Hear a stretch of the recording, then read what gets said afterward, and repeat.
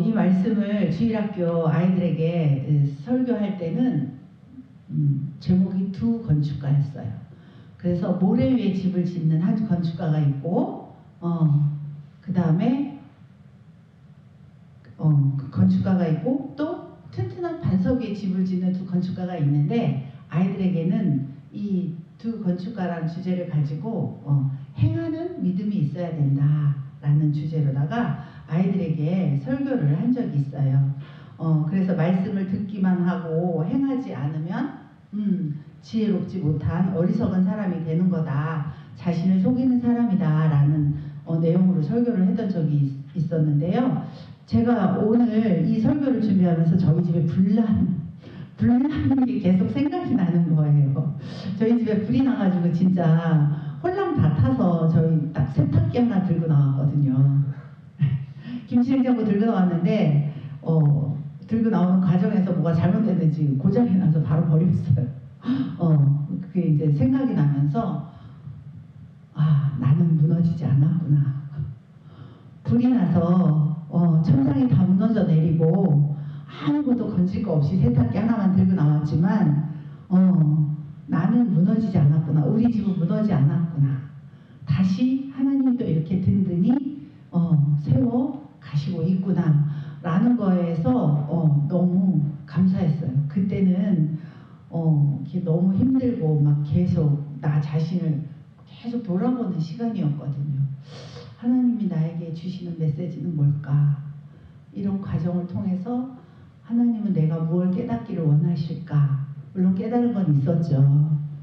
아주 큰 깨달음이 있었고 나중에 우리 남편이 설교를 볼까봐 좀 얘기하기는 부끄러워서 얘기는 큰 깨달음이 있었어요. 그 깨달음을 통해서 이제 어떤 일이 어떤 상황이 생겼을 때 다시 한번 하나님 앞에 나를 점검하고 하나님 앞에 다시 한번 묻는 그런 이제 계기가 저도 되었어요.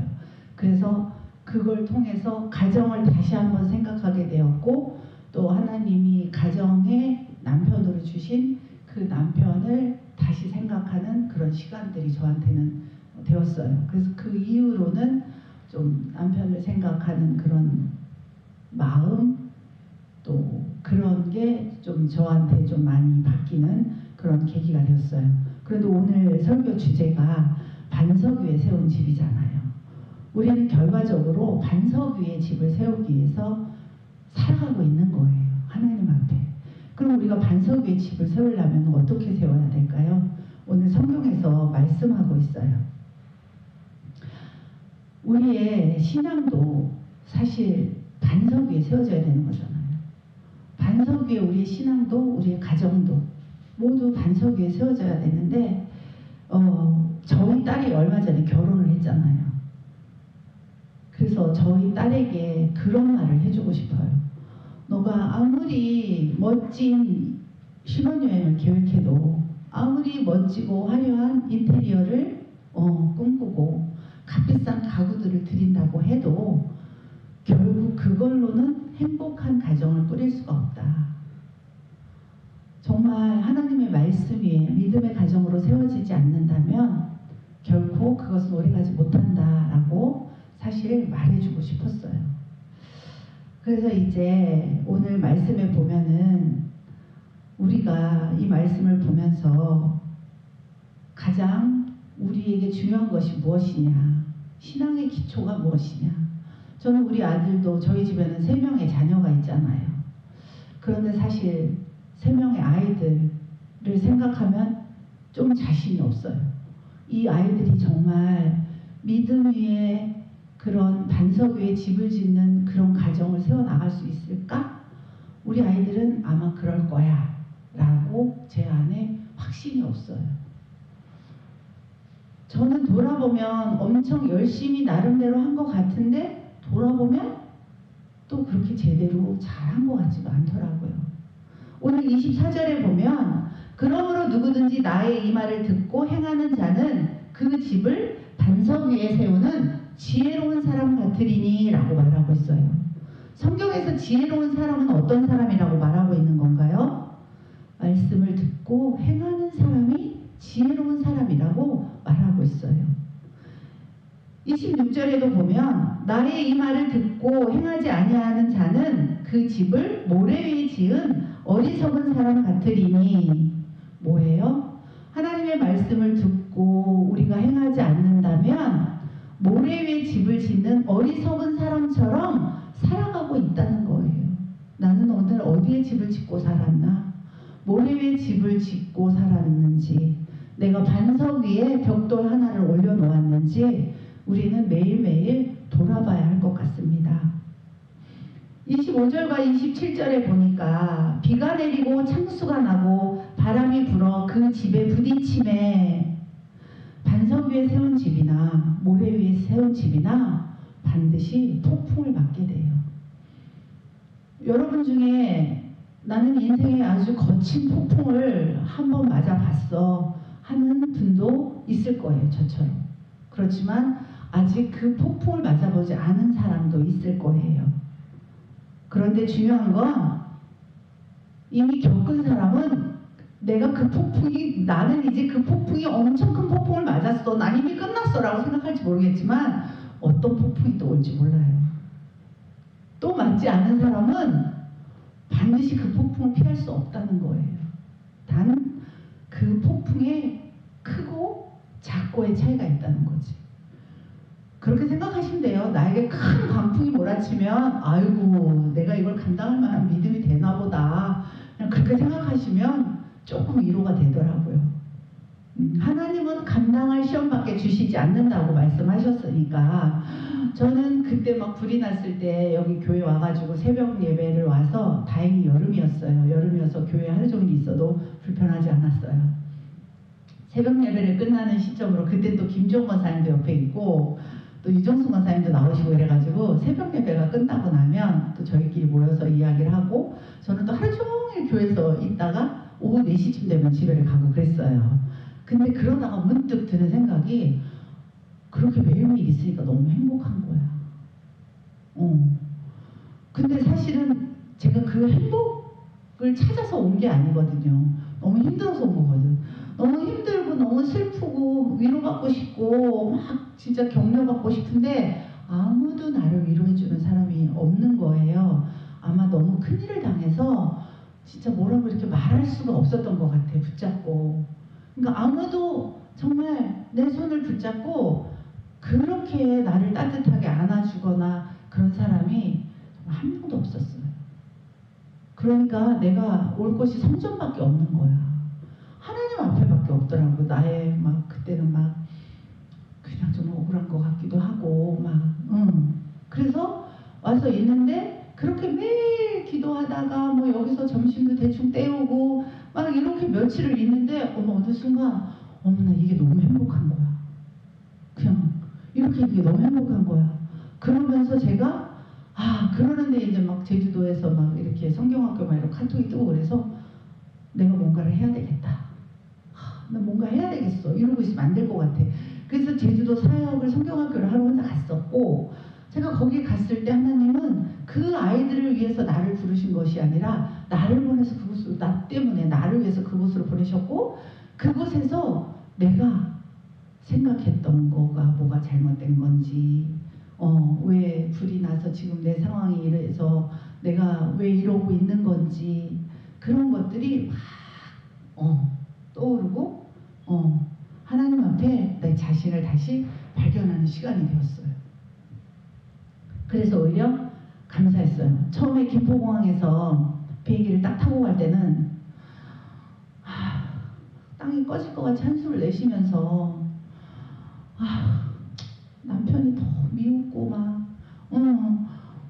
이제 막 그러는데 딱 제주도에 갔다가 사역이 끝나고 김포공항에 딱 내렸는데 제가 처음에 출발할 때 그 김포공항이 아니었어요. 완전히 달라진 그런 마음이었고 정말 몇 평? 한 3평이나 될까? 우리 그 원룸이 갑자기 궁궐로 느껴지는 거야. 그 집에 딱 들어갔는데. 그리고 그 집에 딱 누워있는데 너무 행복한 거예요.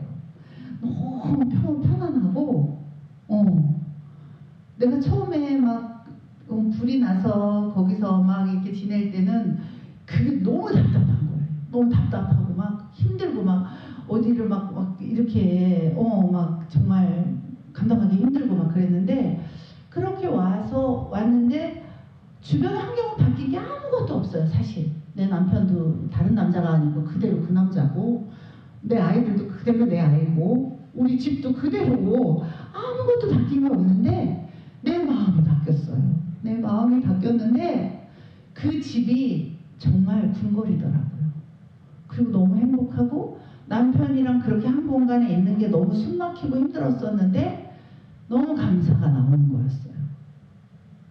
근데 그게 제가 하나님을 찾았기 때문에 그런 거예요. 죽든지 살든지 제가 하나님을 찾았고, 어떻게 해서든지 하나님 안에서 해결하려고 하다 보니까 하나님이 나를 변화시키더라고요. 그래서 오늘 반석 위에 세운 집, 이 말씀을 보면서 우리에게는 다 크고 작은 광풍이 불 거예요. 그런데 어떤 사람은 그걸 묵묵히 잘 감당하는 사람이 있는 반면에, 어떤 사람은 그걸 시험에 들어서 하나님을 떠나고 또 하나님과 멀어지는 사람도 우리는 많이 보았어요. 젊은 부부가 행복한 가정을 꿈꾸면서 보통 출발을 하게 됩니다. 우리 딸도 아마 엄청나게 행복을 꿈꾸면서 그렇게 출발을 했을 거예요. 그러나 행복은 환경이나 조건에서 오는 것이 아니라 하나님의 말씀 위에 세운 기초에서 비롯되는 것입니다. 경제적으로 우리가 풍요롭다고 해서 또 인생의 위기를 넘길 수 있는 것은 아닙니다. 아무리 사랑하는 남자랑 함께 해도 그 감정은 오래가지 않아요. 저희 남편과 저도 엄청 사랑해서 결혼했겠죠. 네. 물어보세요 나중에. 엄청 저를 처음 딱 만났는데 거기서 이렇게 제 주변에 빛이 환하게 비쳤다고 해요. 그래서 결혼을 했단 말이에요. 그래서 결혼을 했는데 우리가 살면서 막 위기가 오잖아요. 그런데 저는 그래도 좀 이제 사역을 하니까 늘 말씀과 씨름을 하고, 어쨌든 늘 이렇게 말씀 안에서 살아가기 위해서 이렇게 몸부림을 치지만, 우리 남편은 또 이 세상과 전투를 하면서 살잖아요. 주일날 하루 와서 예배드리고 일주일 내내 세상 속에서 전투를 하면서 사실 싸우는 거거든 그거는. 그런데 그 애정이 식지 않겠어요? 그런데다가 와이프가 예전에 아름다고 예쁜 그런 모습으로 늘 유지하는 건 아니잖아요. 그리고 또 살다 보니까 우리 남편 말이 살다 보니까 더 센 거야. 아가씨 때가 조금 그래도 좀 성과를 있다 이렇게 생각했는데 살다 보니까 더 세더래요. 그러니까 남편은 남편대로 얼마나 힘들겠어요. 그리고 또 와이프는 와이프대로 절대 안 지지. 잘 안 지잖아요 여자들이. 애기 낳고 살면 되게 용감해지거든 여자들은. 그래가지고 보쌈에도 살 잘 안 져요. 네. 그래서 그런 위기들을 우리가 극복하고 해결할 수 있는 방법은 하나님 안에서 우리가 말씀으로 이기는 것밖에 없어요. 만약에 제가 우리 남편과 끝까지 말씨름을 하면서 이기려고 했다면 여기까지 못 왔을 거예요. 때로는 그냥 혼자 울면서 하나님 저 사람은 왜 저렇게 변하지 않는 거예요. 이렇게 기도할 때도 있었어요 사실은. 사람 참 어떻게 저렇게 안 변할까. 그럴 때도 있었어요. 그런데 어떻게 해요? 우리는 하나님 안에서 끝까지 그런 남편의 연약함을 하나님이 보게 하시고 또 그런 남편을 긍휼히 여기는 마음을 주세요. 그래서 기도할 수밖에 없어요. 그럼 우리의 마음이 어떻게 해요? 또 변해요. 남편을 긍휼히 여기고 남편을 사랑하는 마음으로 하나님께서 변하게 해요. 남녀간에 부부 사이에 그런 감정적인 사랑은 결코 오래가지 못해요.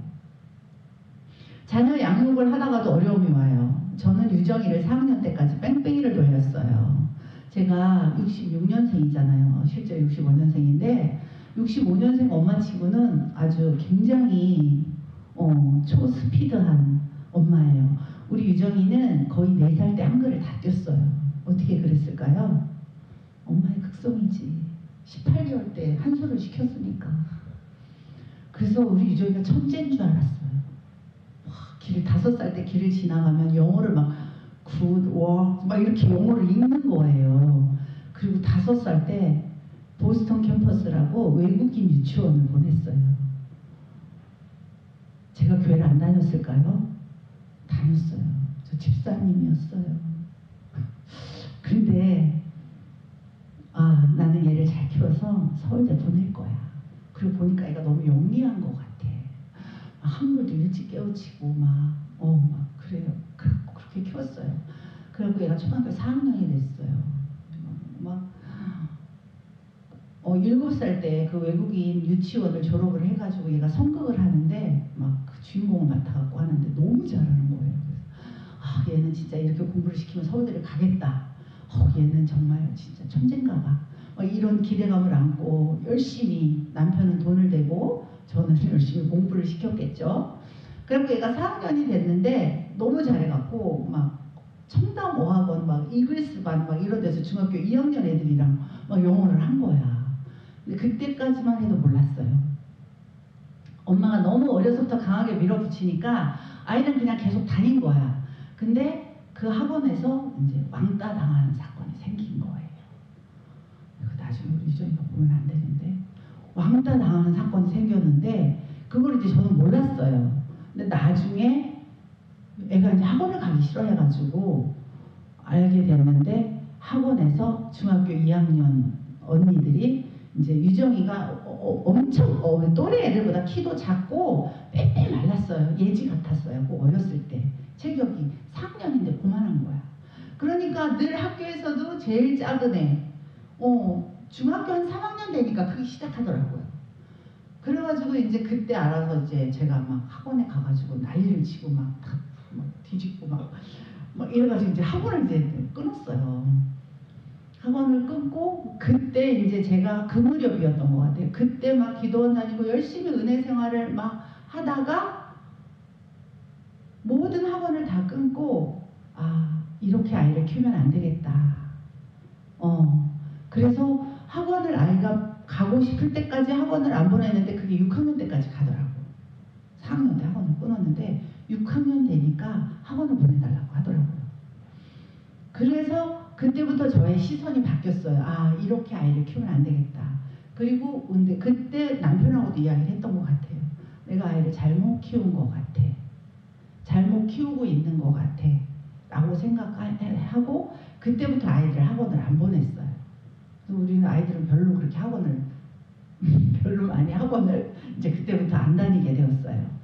그리고 아이들한테 매일 이제 읽힌 게 학교 갈 때 주머니에다가 콩 집어넣고 이쪽 한 번 읽고 콩 이쪽 주머니에 넣고 한 번 하면 콩 하나를 먹으라고 그러고 아이들한테 말씀을 다 외우고 콩 하나를 먹으라고 그러고 또 다 외우면 콩 하나를 먹으라고 그러고 이제 그때부터 아이들한테 말씀 읽는 훈련을 그때부터 많이 시켰던 것 같아요. 그래서 지금은 그래도 어쨌든 우리 아이들을 제가 그렇게 키워서 그런지 이 아이들이 정말 믿음의 아이들이다 라는 건 아니지만 적어도 우리 아이들이 하나님을 떠나지 않는 아이들로 자라갈 거라는 그런 마음은 늘 제 안에 있어요. 젊은 부부가 집을 세울 때 말씀으로 기초를 세우지 않는다면 아무리 좋은 인테리어와 값비싼 가구를 드린다고 해도 무너지게 될 것입니다. 우리의 신앙도, 우리의 신앙의 기초도, 우리의 가정도 저는 마찬가지라고 생각합니다. 우리가 가정 위에 말씀을 기초로 세우지 않는다면 모래 위에 집을 세우는 어리석은 사람과 같을 것입니다. 처음 결혼 생활할 때는 열정으로 시작하지만 시간이 지나면서 갈등이 생기게 되고 그럴 때 부부 사이는 멀어지지만 말씀의 기초로 세워진 부부들은 어때요? 금방 화해하고 또 관계가 다시 회복되고 또 서로 존중하고 그리고 또 서로 용서하는 그런 관계로 되는 것입니다.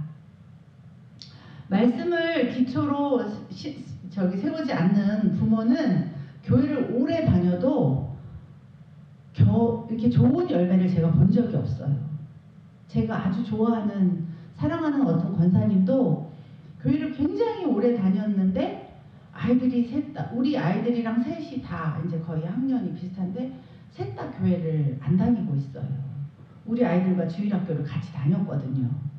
근데 그런 걸 보면은 마음이 너무 아프죠. 그리고 제가 딱 보니까 고등학교까지는 그래도 어느 정도 엄마의 이런 영향력이 가는데 고등학교를 딱 벗어나면 안 되더라고요. 제가 우리 자녀도 보니까. 그런데 이걸 같이 해야 되더라고요. 같이. 부모가 자녀와 같이.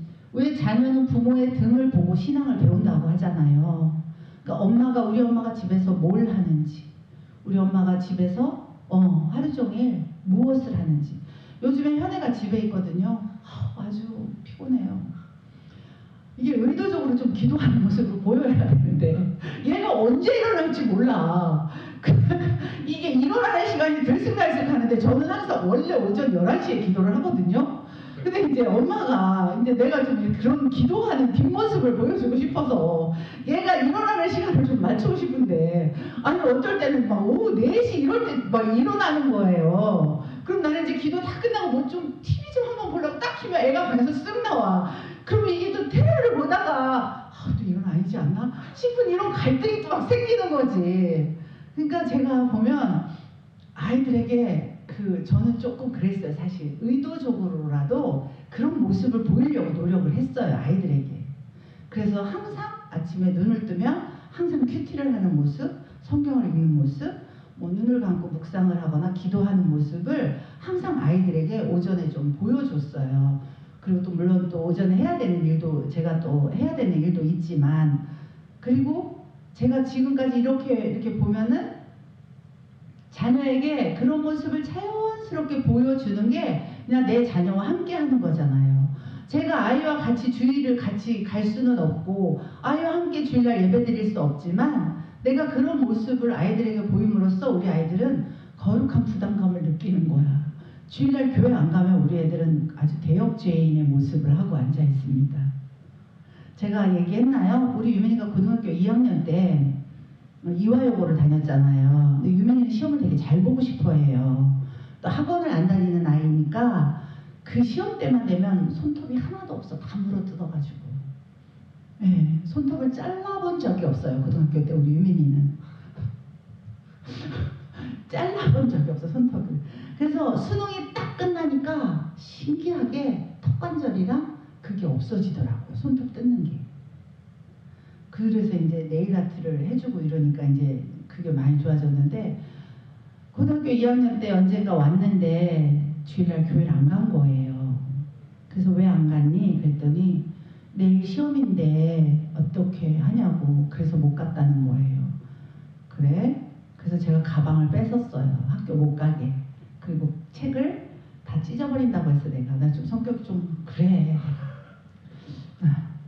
책을 다 뺏어갖고 이거 다 찢어버린다고 제가 교과서를 다 뺐고, 얘는 안 뺏기려고 자꾸 저는 뺐고, 그렇게 그래 너가 그렇게 공부 잘해서 1등 했어. 그래서 서울대 갔어. 그래서 네가 출세해서 성공했어. 뭐 할 건데? 그래서 뭐 할 건데? 네가 어떤 사람이 될 건데? 난 필요 없다 그런 사람. 엄마는 그런 사람 필요 없다. 네가 공부를 못하고 네가 주의를 지키느라고 서울대를 못 가도 너가 주의를 지키는 게 더 소중하다. 내가 소중한 게 아니라 하나님이 보시기에 그게 더 소중하다. 그래갖고 잘못했다고 막 울고 그날 오후 예배가 있는 동네 교회를 막 다 뒤져가지고, 요즘은 오후 예배가 낮에밖에 없잖아요. 저녁에 있는 오후 예배 교회를 다 뒤져가지고 오후 예배를 갔다 왔답니다. 그런데 저는요, 우리 유민이한테 그게 강력하게 저는 남아있을 거라고 생각해요. 왜냐면 우리 엄마가 적어도 주의를 참 중요하게 생각하는구나. 현애랑 둘이 차를 타고 갈 때도 항상 목숨 걸고 주의를 지키는 거야. 주의를 목숨 걸고 지켜야 돼. 라고 얘기를 정말 많이 해줬어요. 그런데 저는 아이가 그걸 알고 있음에도 가끔 그게 안 될 때가 있어요. 그게 너무 속상한데, 현애야 하고 아이를 부르는데 눈을 못 쳐다보고 눈을 못 쳐다보고 자꾸 다른 데를 이렇게 돌려요. 그러면 교회 안 간 거예요. 그렇더라고요. 그래서 우리가 믿음 위에 집을 세운다는 거는 우리가 말씀으로 가정을 세워나가야 돼요. 우리 목사님이 그 가정 예배를 엄청 중요하게 생각하시잖아요. 전 가정 예배 때문에 남편하고 좀 심하게 싸운 날이 있어요. 목사님 눈치채셨더라고요. 우리 한 사람께 다 소문나겠다. 그래가지고 제가 방에서 혼자 막 찬양 크게 막 찬송가 크게 부르면서 혼자 막 가족 예배 혼자 드리고, 막 우리 남편 들으라고 안 나와요 방에서. 근데 저는 저희 남편이 사실 마음이 되게 약한 사람이에요. 마음이 엄청 약한 사람이에요. 한 번도 아이들한테 소리를 질러본 적이 없어요. 정말요. 그리고 한 번도 매를 들어본 적이 없어요. 지금까지. 저는 막 너무 화가 나서 우리 현애가 엄청 말 안 들을 때 막 프라이팬을 들고 나와서 막 때리려고 한 적도 있어요. 매가 안 보이더라고. 저는 그런 적도 있어요. 근데 저희 남편은 당신은 전도사가 돼가지고 그렇게 인격적으로 아이한테 해야지 왜 그러냐고 저한테 막 이렇게 말리고, 네, 그런 적도 있어요. 근데 저희 남편은 굉장히 마음이 약한 사람이에요. 그래서 언젠가 반드시 저와 가족 예배를 함께 드려줄 거라는 것을 저는 믿어요. 물론 제가 더 잘 해야지 되겠죠. 그래서 저희 남편 우연이라도 보게 되면 계속 물어봐 주세요. 성도는 단석 대신 예수 그리스도 위에 우리의 신앙과 가정을 세울 때 어떤 폭풍이 와도 무너지지 않는 삶을 살게 될 줄 믿습니다. 왜냐하면 그 어떤 폭풍이 와도 우리 신앙의 그 믿음의 뿌리를 결코 흔들 수는 없거든요. 눈에 보여지는 집도 뭐 날아갈 수 있어요. 뭐 천장이 무너져 내리고 아무것도 건질 수 없어요. 다 무너져 내릴 수 있지만 우리의 그 신앙의 믿음의 기초는 무너지지 않아서 우리는 다시 반석 위에 집을 세우는 그런 사람이 될 수 있다는 것입니다. 자, 우리 이 시간에는요, 들은 말씀을 생각하면서 기도했으면 좋겠습니다.